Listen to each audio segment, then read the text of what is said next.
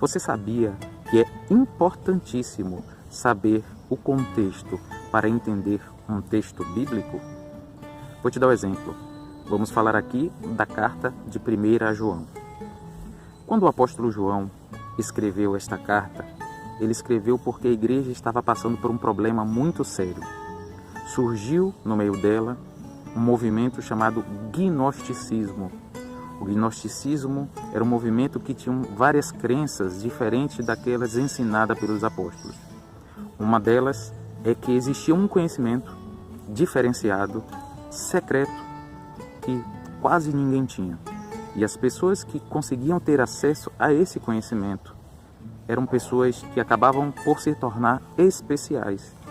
E essas pessoas que acreditavam ter este conhecimento, elas acabavam ficando orgulhosas e tendo um relacionamento com os outros irmãos diferenciado, de maneira a não querer ter muito contato, ou quando tinham contato, tratavam eles de maneira inferior. Então é por isso que o apóstolo João diz lá no primeiro capítulo assim: esta é a mensagem que temos da parte dele, que Deus é luz e nele não há trevas nenhuma. E que aquele que está na luz, como ele na luz está, tem comunhão uns com os outros. E o sangue de Jesus os purifica de todo pecado. Olha que coisa interessante. Vou te dar um outro exemplo ainda. Os gnósticos também acreditavam num conceito chamado dualidade. Eles acreditavam que existia uma parte no ser, o espírito, que era totalmente puro, inerentemente irrepreensível e incontaminado, enquanto existia uma outra parte, que é a parte material, que é a parte totalmente podre, totalmente corrupta e que não fazia diferença a pessoa viver uma vida seguindo a própria vontade da carne ou do corpo, porque no final das contas o espírito ele não poderia ser contaminado.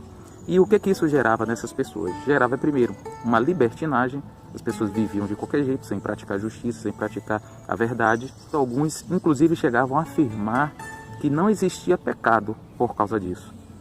E aí a gente vê ainda no primeiro capítulo o apóstolo João dizendo assim: aquele que diz que não tem pecado é mentiroso e a verdade não está nele. Mais uma vez ele está combatendo a uma doutrina ensinada pelos gnósticos. Essa questão ainda do corpo ser mau e do espírito ser bom ainda tinha uma repercussão na própria vida e no sacrifício de Jesus. Porque observe, se o corpo ele é totalmente mau, então na crença dos gnósticos não era possível que o Filho de Deus tivesse vindo aqui na Terra e se transformado num ser humano, se tornado em carne. Que na verdade aquilo que era visto era apenas uma aparência, uma manifestação. Mas ali Jesus não estava como um ser humano de verdade.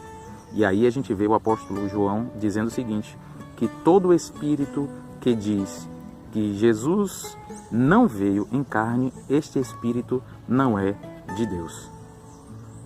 Por que isso era tão danoso, acreditar que Jesus não veio em carne?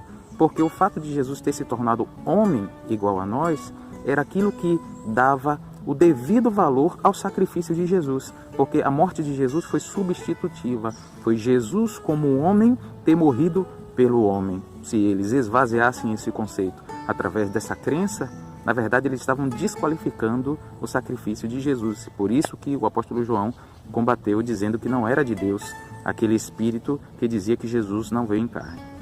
Olha quantas coisas interessantes em a gente entender o contexto aplicando aquilo que o apóstolo João estava dizendo. E isso nos faz pensar em duas coisas. Primeiro, a responsabilidade daqueles que ensinam a palavra de Deus.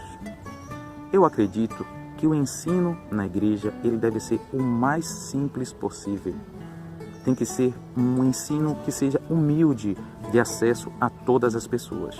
Por outro lado, aqueles que têm a responsabilidade de ensinar, seja os pastores, os líderes ou qualquer que tenha este ministério na casa de Deus, ele tem que ter qualificação, ele tem que ter um conhecimento diferenciado, porque ele tem que ser aquele que salvaguarda, aquele que zela pela verdade de Deus.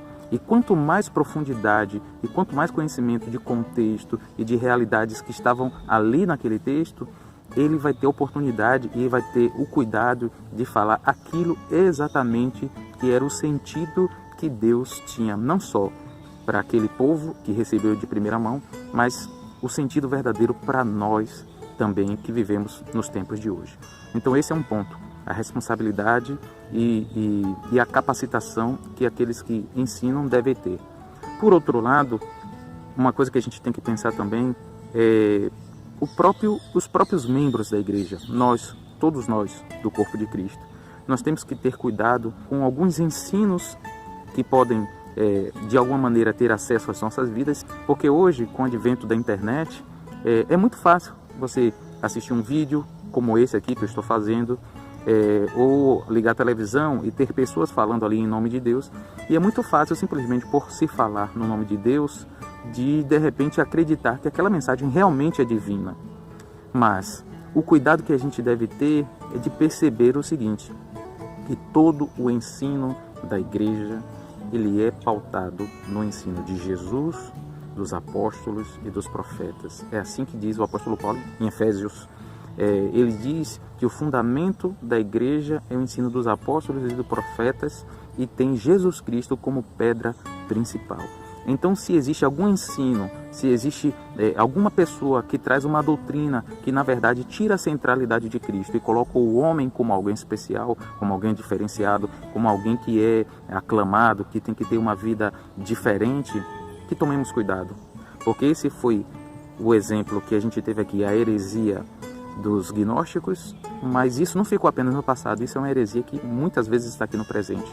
Doutrinas que falam mais do homem, que exaltam o homem, e não exaltam ao nosso Senhor Jesus Cristo. Então, que nós tomemos cuidados também, não é porque a gente acha que determinado líder ou determinada pessoa é interessante, é bondosa e que a gente deve acreditar que ela é de Deus, se ela profere aquilo ou aqueles ensinamentos que não dizem respeito ao ensinamento de Jesus e dos apóstolos. Que tomemos cuidados, que sejamos zelosos, porque isso pode fazer toda a diferença, não só no que diz respeito à verdade na igreja, mas ao destino eterno de muitas pessoas. Que Deus possa te abençoar. Se esse vídeo de alguma maneira te abençoou, que você possa dar um legal, que você possa se inscrever no canal para ser abençoados com outras mensagens e que você também possa compartilhar com pessoas que de alguma maneira pode ser abençoada também por esse conteúdo.